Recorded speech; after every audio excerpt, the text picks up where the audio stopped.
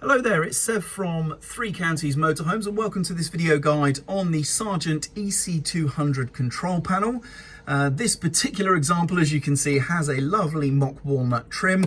Yours will probably be slightly different unless you have this range of motorhome, but the control panel features should be pretty much the same. So what we have is a series of 4 buttons here, which serve as your main functions. We then have a screen, and we then have 3 buttons that will act as a navigation system for going up and down through the different pages of information. And the middle button, this enter or select button, can change values or select things.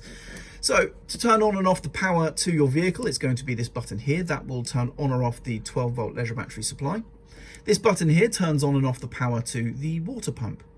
This particular button here is an auxiliary, and that is turning on the entranceway light just here. There may be a different function on your vehicle that is a spare or auxiliary input, but it is typically usually supplied to a light or connected to a light of some sort, but check your vehicle. This button here is for switching batteries, and I'll talk about that in just a moment. Now on here on the main display, you can see we have the control panel hardware number, then we have the firmware version, we have the time, and we have the temperature. If I press down, we can see the leisure battery voltage, and as you can see there, it says good and indicates the voltage. We have the leisure battery on charge at the moment. The vehicle battery is the next one down. Then we have the fresh water tank capacity. We have the wastewater tank capacity. Then we have pump select and water tank fill. Now, these are very specific features. They may feature on your control panel but not apply to any feature on your vehicle. It depends on what the specification of your vehicle is, but typically if you have an external power supply to your water pump or water filler area, if you have, for example, a Truma or a Whale water filler point fitted to the vehicle, what this can facilitate is the option to choose which water pump you're going to use. So the internal pump is the one the motorhome is fitted with from the factory.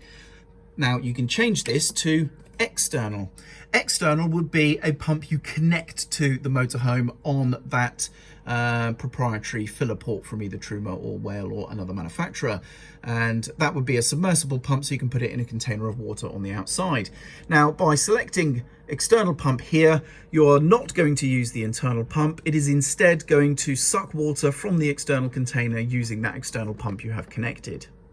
And then we have the option of both, so you can run from both. It will pull from both taps. Now if we go to water tank fill, what this is going to do, if you have the external pump enabled on this page, that is going to then essentially not bypass your internal water tank and pump, but actually just use the external pump and tank to fill your internal. So as soon as you hit that, it's going to start filling, and it tells you your fresh water tank capacity as you're filling, and then when you're done, you can press the button and it should stop and you're done.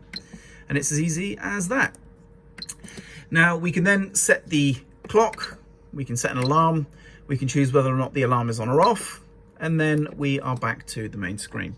Lastly, we have the battery select. Now this is a button you can press. When you press it, it will illuminate, and what you should find is that the vehicle battery is now being connected to the motorhome, so it can receive a charge from the mains powered battery charger. So this is basically a button that allows you to charge both of your batteries at the flick of a switch. But in order to do so, it is actually connecting the motorhome to the vehicle battery. So only do this when you do have a working mains electric supply and you are hooked up, of course, and it is working and everything's all good. Because if you are off-grid or wild camping, you don't have mains electric hookup, or there's a problem with your main supply, any reason that your battery charger won't be working basically means that when you select this button, it will switch the motorhome to the vehicle battery, but it won't receive mains charge because you don't have mains electric or the charger's not working, and therefore it's going to drain your vehicle battery to power your motorhome.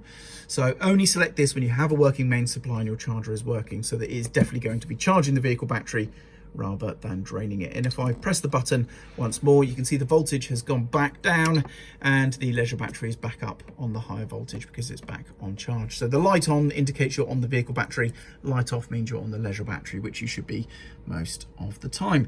And that about wraps up the video guide for the EC200 control panel. I'm Sev, hope you found this video useful, and thank you very much for watching.